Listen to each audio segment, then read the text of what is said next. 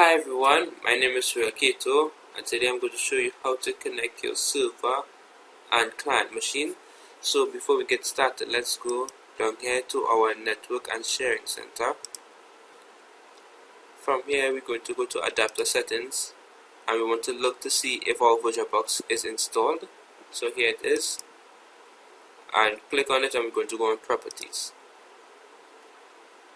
From properties we want to go to IP version 4, and here we want to select these two options right here. So we want to select obtain an IP address automatically and obtain a DNS server address automatically. When those two things are selected, click next, and from here we want to go to our VirtualBox and into settings. Alright, so in the VirtualBox we want to go into settings. So you select a client machine, go into settings, and in settings we're going to go into network and advanced. So we want to change this top part here to host only adapter, and the name will be VirtualBox host only internet adapter. So you will select that, and in advanced you want to change this to allow all. We are doing this because it allows us to see the machines that are on our virtual environment. So when it's done, just press OK, and then select the server machine and do the same thing. So go into settings, go into network, and change the required settings. Alright, so when that is done, we just log into our client and server machine. So when you're logging into your server machine, you want to go and set up the IP address.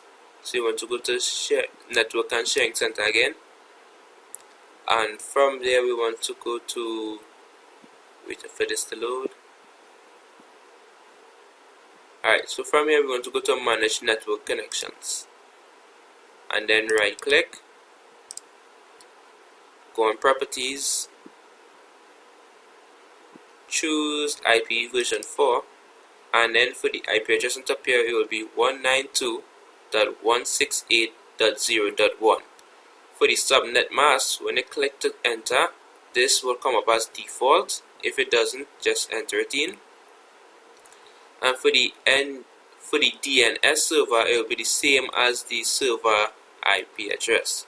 So when this is done, just press OK, and from here we're going to change the properties for the machine. Alright, so from here we want to leave network discovery on, we want to leave file sharing on, and we want to leave public folder sharing on as well. The two things we want to take off is printer sharing and password protected sharing. Alright, so after this we will go into my computer to change the name. So go into my computer, right click, click properties, and click change settings. Change, and we're going to change the name. The reason why we're changing the name is because if you promote it to a domain controller, you won't be able to change the name again. So you want to change the name to something simple. When you finish changing the name, just press OK, and then we're going to do the same thing on our client machine. Alright, so on the client machine we're going to set up the IP address.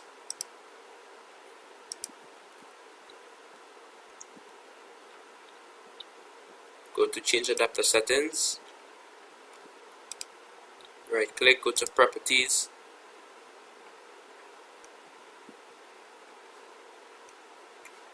IP version 4. Alright, so the IP address for the client server will be 192.168.0.2, and the subnet mask will be the same. The default gateway will be the same IP address as the server machine, the same as with the DNS server. So when this is done, just press OK, and we're going to change the properties as well. So we're going back to the network and sharing center, and we're going to go to change advanced sharing settings. Alright, so we're going to do the same thing. We're going to leave everything on except for printer sharing and password protected sharing. So we're going to leave this network discovery on. We're going to take off printer sharing. We're going to leave the other stuff on and take off password protective sharing. Do the same in public. make sure everything is on except for printer sharing and password protective sharing. Alright, and then press save changes. Alright, and then you will go back to my computer and change the name. Alright, so you're going to click change settings and then click change and then change the name, but I'm leaving my name as is. So if you want, you can change the name. So by now the client machine and the server machine will be connected and be communicating between each other. So to check this, go back to the server machine. You want to go to click start, go to network, and here you will see both the server machine and the client machine. So you can see that it's connected. If you go back to the client machine and go to network, you will see it. So let's go to my computer, go to network. Alright, and there it is. You will see the server and the client machine. Okay, so that's it.